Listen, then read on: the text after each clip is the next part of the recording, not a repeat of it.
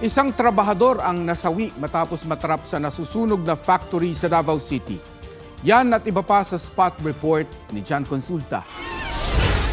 Nasunog ang isang pagawaan ng plastic at foam sa barangay Tibungco, Davao City.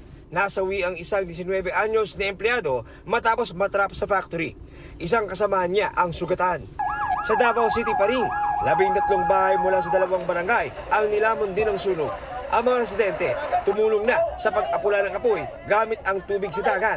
Mabilis na kumalat ang apoy dahil tabi-tabi ang mga bahay na gawa sa light materials.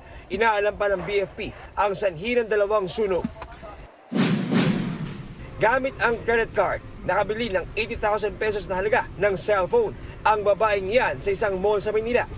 Pero ang credit card na gamit niya, pagmay-ari pala ng iba. Ayon sa NBI, ang modus na yan, tinatawag na credit card tampering o credit card cloning.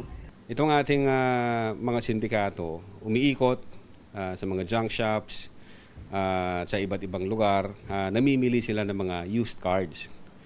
O kaya, yung mga card na tinapon, kinukuha nila, and then fina-flatten nila ito, ini-erase nila lahat ng information hanggang sa maging blank card siya. Sa sino man makapagbibigay ng impormasyon, maaari itong ipagbigay alam sa NBI Cybercrime Division. Samantala, 4 na iba pang suspect na gumagamit ng mga clone credit cards ang naaresto sa Quezon City. Na-recover ang ilang peking ID at isang item na binili ng isang suspect gamit ang card. Pagkaabot po sa akin ng card, sila na po nagsasabi kung ano po bibilin ko sa mall.